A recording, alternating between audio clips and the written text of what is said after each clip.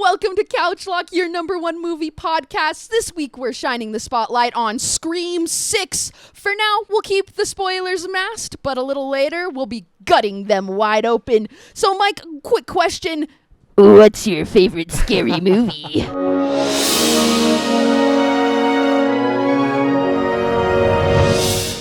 That is excellent. Yes, today we are talking about Scream 6, which is not my favorite scary movie, but it's okay. Not every movie has to be your favorite movie, and that's what we're here to talk about. Yeah, no, that's today. fair.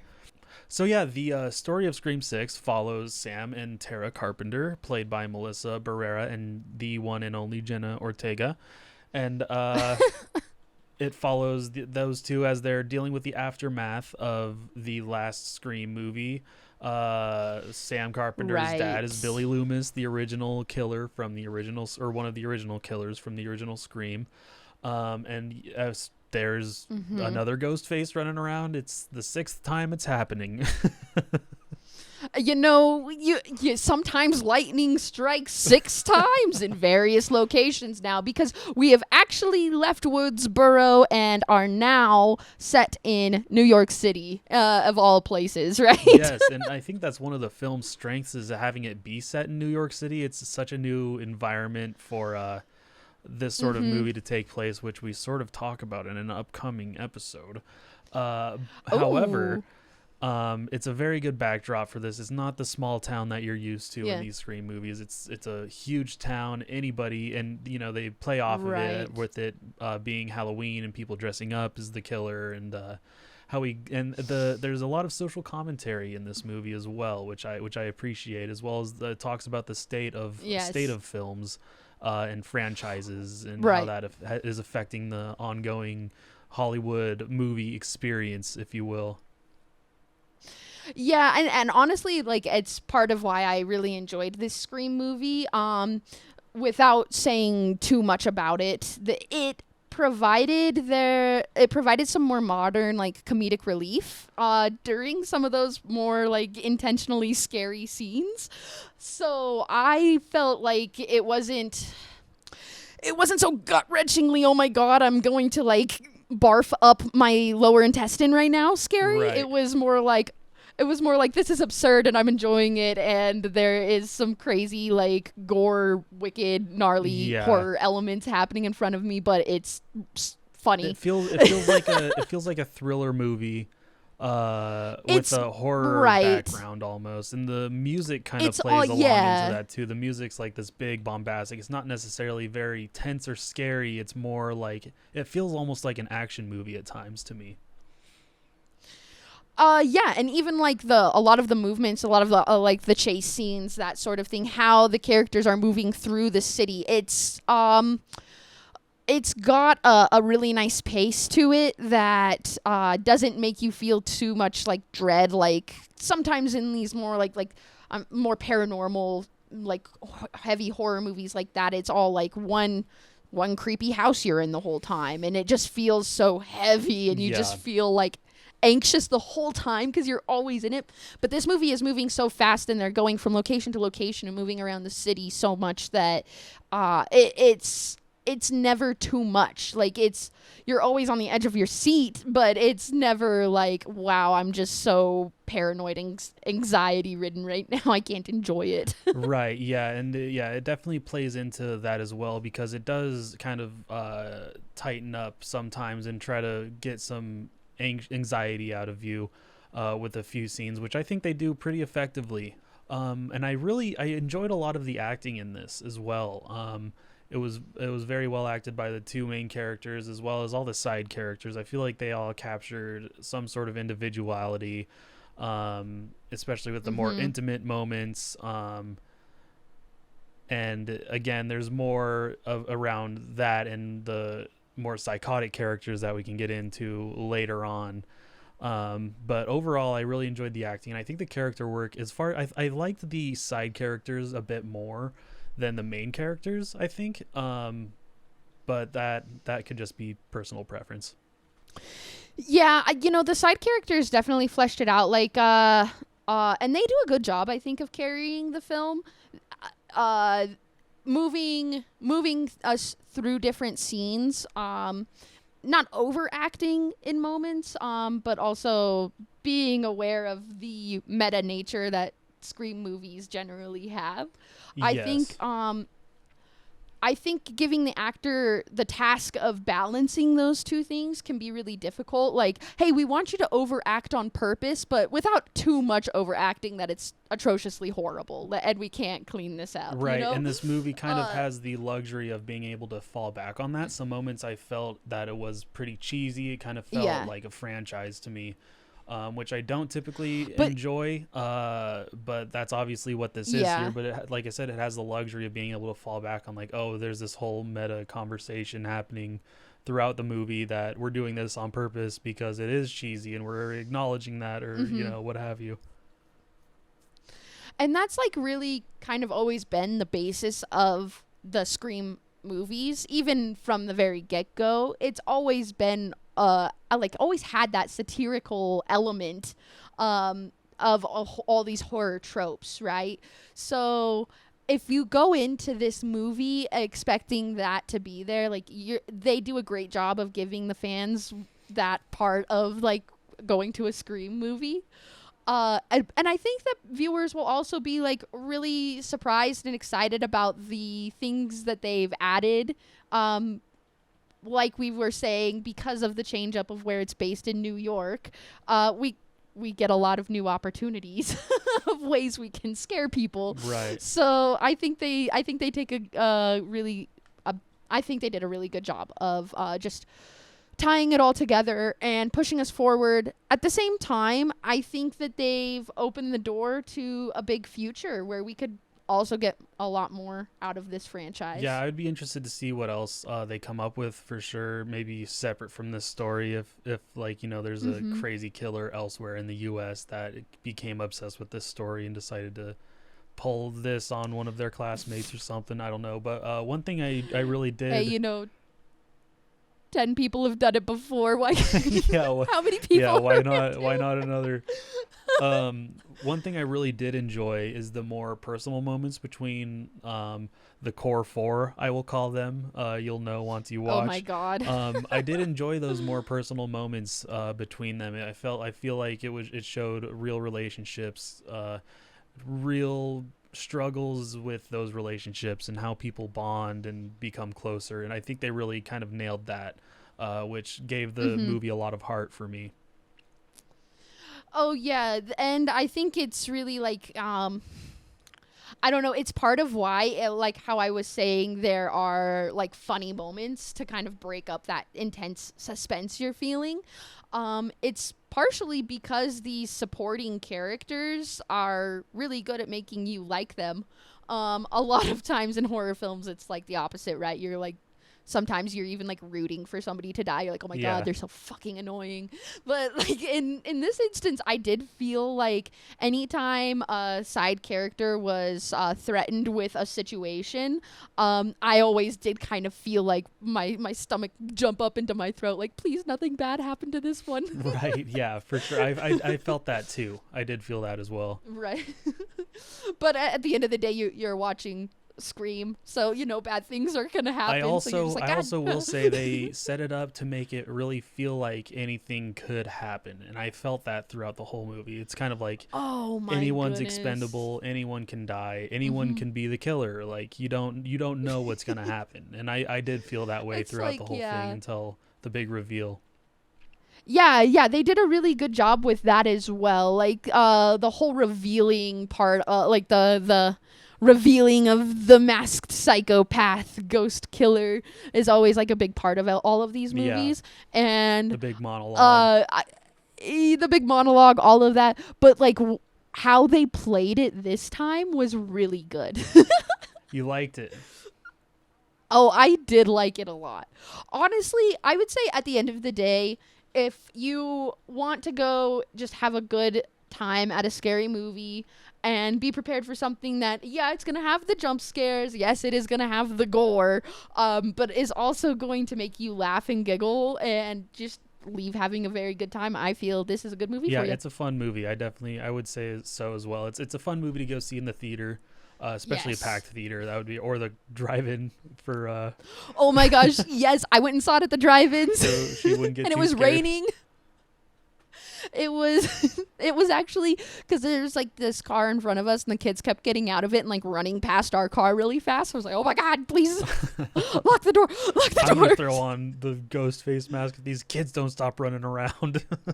Yeah, for fucking real, get out of your car one more time, kid. So yeah, The dash lights come on. so yeah, this is a great movie to go see in theaters or with friends.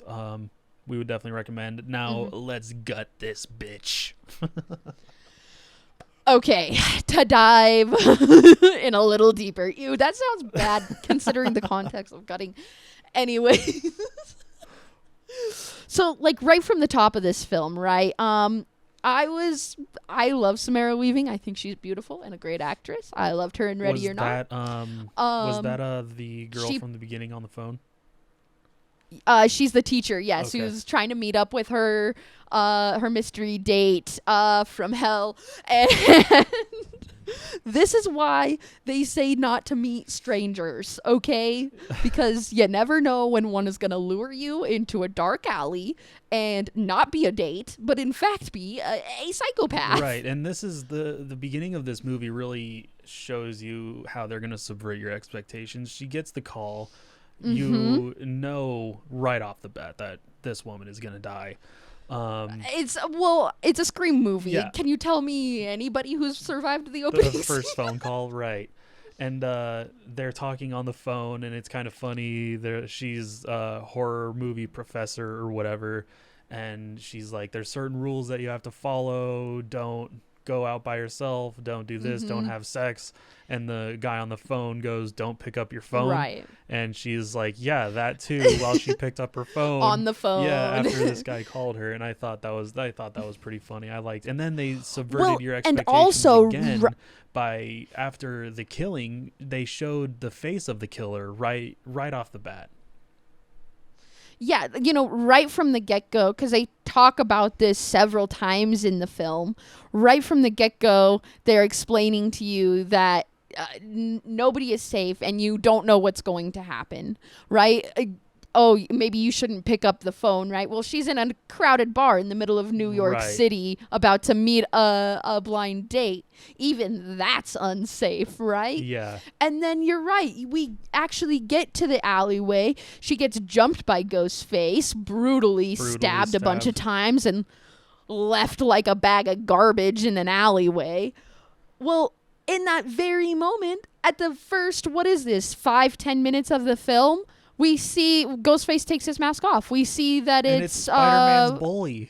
we see that it's Spider-Man's bully. He's graduated school, What is but it, Flash? didn't make it far. It's the Flash. Yeah. What's his last name? It's Tony Ravioli. Tony- I'm so sorry. That is not his name. It's not Ravioli. Tony Revolori. Tony Revolori. But we're keeping Tony that. Clip Revolori. it. Yeah. Keep it in. I'm sorry, buddy.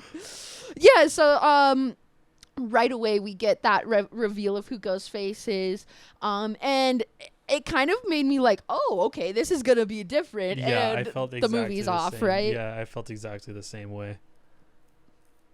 But that dream does not live long.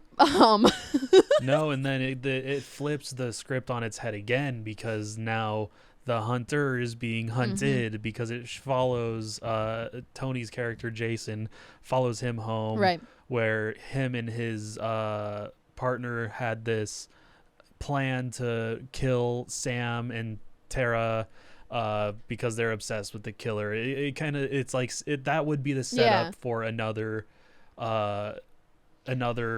what's the word I'm looking for? Like an alternate universe, this was going to be the story of Scream. Right, like But- but that movie already happened is kind of what they're saying. But Like, yeah, that happened exactly. already. We've been told that story and you don't actually know what's happening in this story.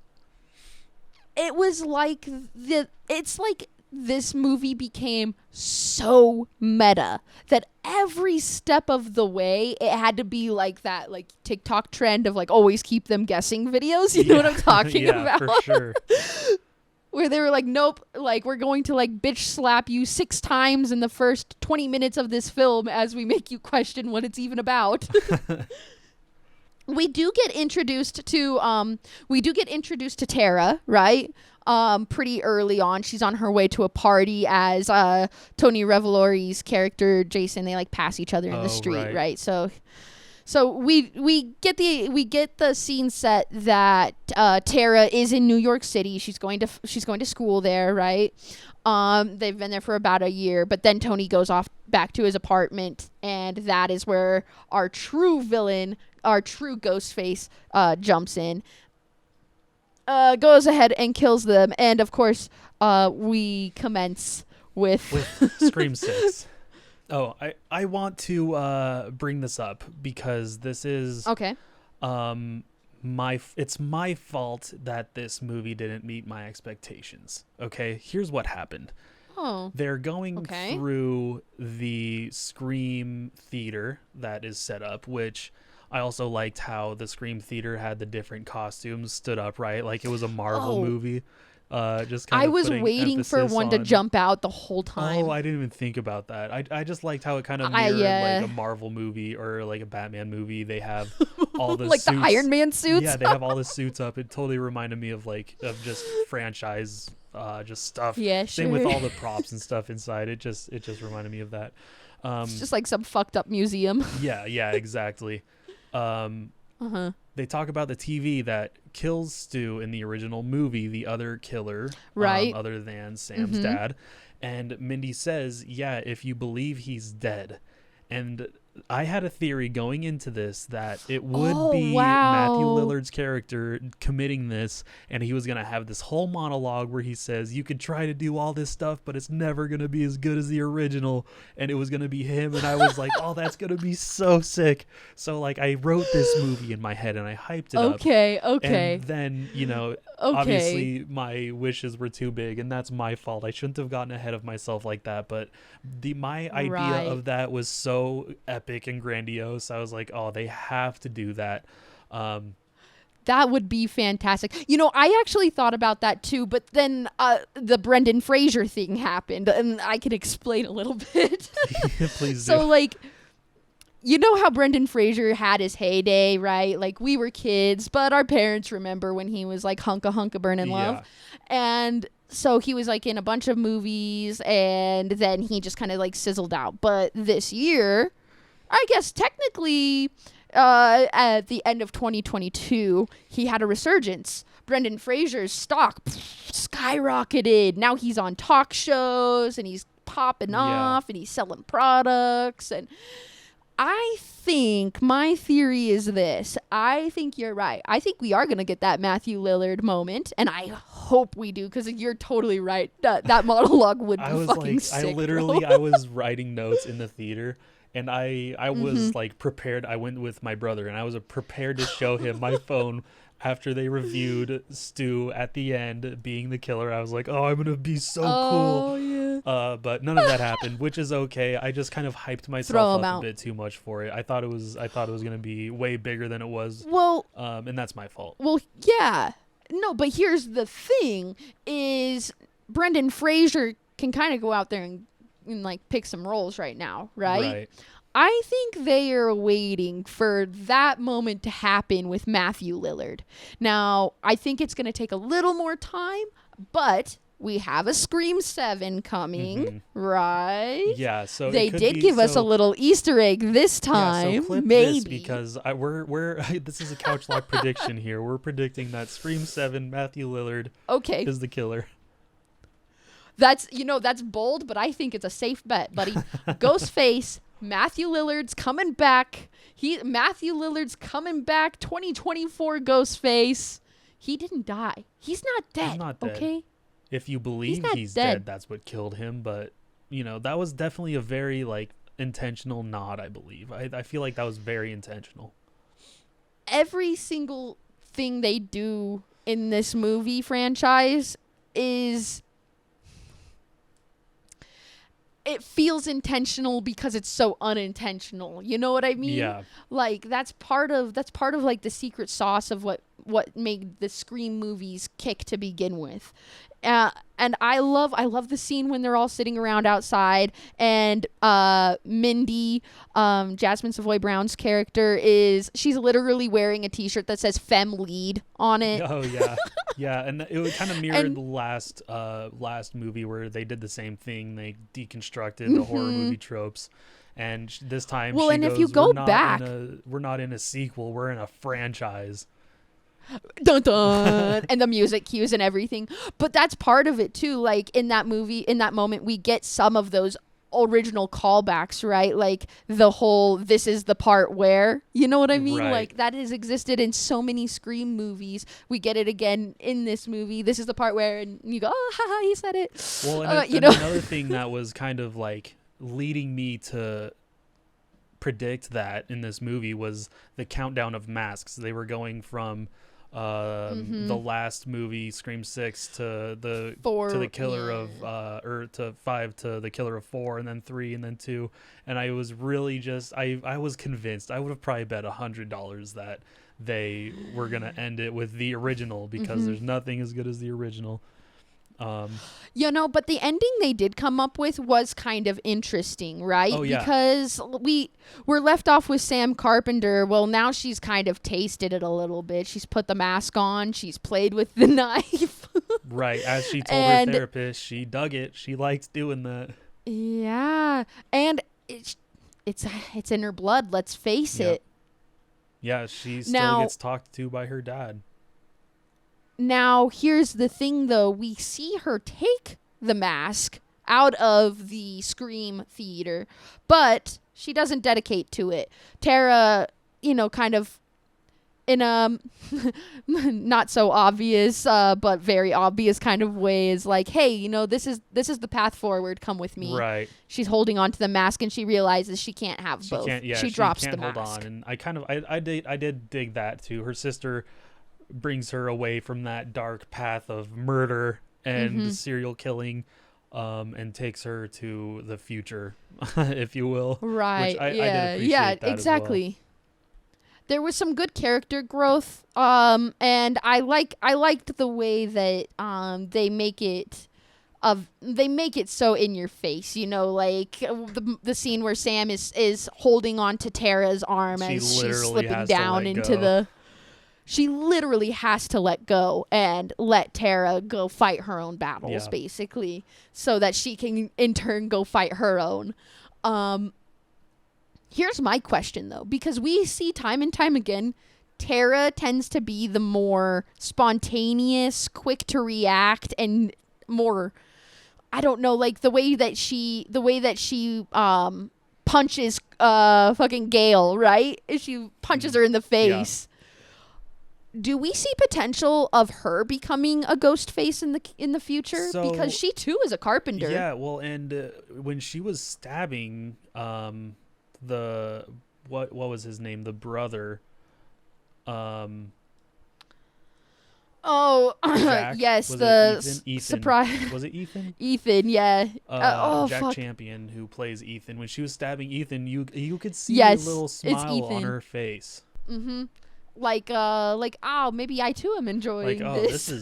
this is good. Okay, Scream 7.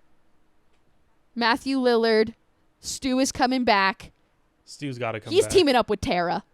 He's teaming up with Tara. Oh shit, that's cool. But the whole time we think it's Sam. They make us think it's Sam. That would be interesting. Spoilers on spoilers. We're going to have to go back and spoiler edit this episode when it comes true. Yeah, it's true. But yeah, that's great. And I also, one more thing is, I did like the gore. I'm kind of one of those freaks that like seeing gore in movies. I like seeing how they fake it in the different creative ways they can do, like the craziest shit with. And this was fun. Totally. There wasn't anything. There was a couple. I guess that's a lie. There's a couple moments where I was like, "Oof, that's a lot." Literally when Ghostface was like gutting the girlfriend of Mindy's character. I forgot her name. Annika. Yes, an Annika. That was pretty brutal. Whenever Ghostface is like driving his knife into Annika, oh My Yeah, God. that was You definitely can one like of the more see him brutal. like pulling on it. Yeah. Oh, what the fuck? Yeah. And that's not even what kills her. That's the. That scene was pretty cool. And And I then do he's want to mention the subway scene. That was definitely a standout in my mind as far Oh, as the yeah. lighting goes, the pacing, the music. I really enjoyed that. And then I rode the light Mhm. rail home, and that's all I could think about was that scene. You're like, please just let me get to my stop, okay, right now. At least it wasn't Halloween. True. Yeah, very true. Yeah.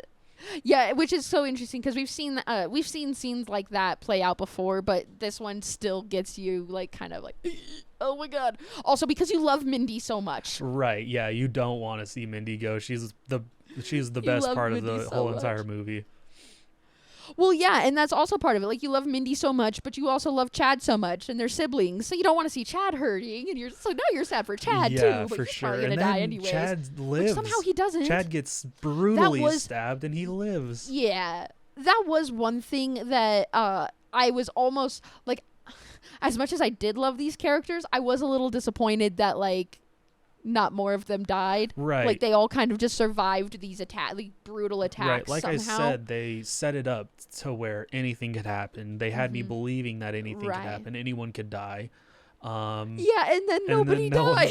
does, which I mean, I guess is subversive again, but Right. Which only means that we've got a lot of killing to do in the next Yep. one. So So Couch Lock would recommend. Go see it. It's a lot of fun. I would say so. Well, Absolutely. yeah, see it, watch it, have fun. Don't take movies too seriously.